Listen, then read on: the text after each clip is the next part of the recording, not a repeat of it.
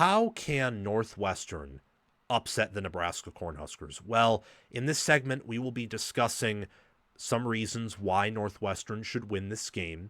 They are 8.5-point underdogs to the Nebraska Cornhuskers, and I did pick Nebraska to win in my preview and prediction video. Link to that in a reply to the pinned comment, where you will also find a link to 10 reasons why Nebraska should win. Like to take both sides on some intriguing games, and this is one of them where I like to take a look at both angles and give you what I think is the perspective from each team's side, the reasons why they can achieve victory. Before I continue, liking the video, watching the video all the way through, and commenting your thoughts down below are the best ways to support the channel, as they help push me into the algorithm, help me to receive a larger paycheck that I can use to reinvest in producing elite analysis for you all. Subscribing to the channel, hitting the notification bell, sharing the video around, and supporting us in other ways that you can find out via the description are other awesome ways to support our operation at College Football with Sam. We are becoming the best. We want to be the best. Thank you all for making that possible. I did pick Northwestern to cover, though, along with Nebraska to win. So I think Nebraska wins this game by 7 points or fewer, but they win. For Northwestern, though, there is a path for them, and I think that path is around what Nebraska's weakness is, and Northwestern targeting that and beating it to a pulp over and over and over again. Northwestern will not win this game if they have to consistently go through the air on defense and offense to win. They will not win. They won't. In fact, they will get blown out. If this becomes a Preston Stone versus Dylan Raiola game and a Nebraska pass defense versus Northwestern pass defense game, it will get ugly, barring Northwestern earning 10 sacks, which, look, with Aiden Hubbard and with Mac Uthleyen and with, I think Anto Saka is a name of a rotational DN that is 2.5, 3 sacks that I really like.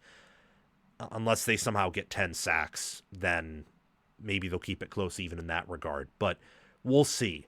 The pass rush, speaking of getting that many sacks, that's key. So Dylan Raiola, he needs to be made uncomfortable. Northwestern needs to get in the backfield with Anto Saka, Aiden Hubbard, Michael Kilbane, and Carmine Bastone. They have to get back there. They have 11 sacks on the year through 7 games. They win by playing good enough defense, by making like 80% of their field goals, by running for about 5 yards per carry when it's all said and done, and being, just good enough through the air and again on defense to win close games. That's what Northwestern does. A pass rush that makes Raiola maybe throw you some interceptions, or that gets Nebraska's offense off schedule and forces punts to give Preston Stone and Joseph Hyman and Komolafe and Reeder and Cam Porter more time to operate and get settled will be really helpful. Number 2 is Northwestern's run blocking. They need to run downhill in between the tackles and punish this Nebraska defensive front. And they need to do it well. Just being okay at it may not be good enough for a win. I think they'll be okay at it. They've shown they're okay at it. Same thing with their pass rush, but that's not going to be good enough against a Nebraska team that by far out-talents them at the perimeter positions and backfield positions on offense and defense, is at home, and has better special teams.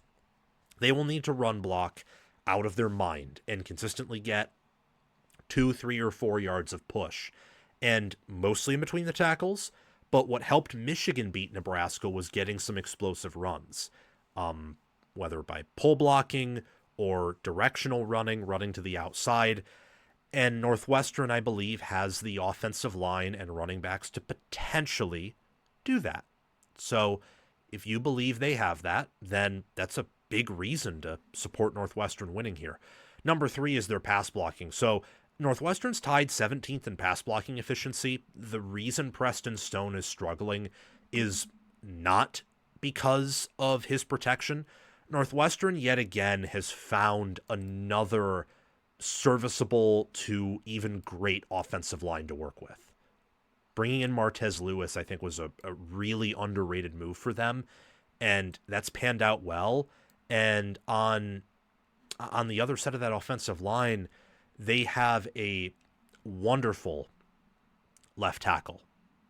Wonderful left tackle who, look, him and Lewis, and I'm forgetting his name, which is, shame on me. Caleb Tiernan, who I think is a All-American left tackle preseason or something close to that effect. Definitely my All Big Ten team.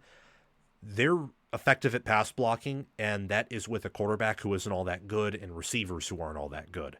So that's how they're effective at pass blocking. I mean, it's not like Penn State has done a great job getting to the quarterback, but Oregon does a good job at that. Penn State has good enough athletes to war against Northwestern. You'd expect them to get there, and they didn't. Northwestern should be able to hold up against a Nebraska defense that on the year has just been absolutely pitiful in getting to the quarterback. Absolutely pitiful. I mean, Nebraska, their secondary is awesome. Their pass defense is great. That's why you want to keep this game grounded. They only have 11 sacks only on the year, with more talent than what Northwestern has. For number 4, it's Preston Stone.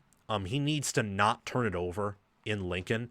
This is not really a reason why Northwestern should win, but something that needs to happen for them to. He can't turn it over. Not once.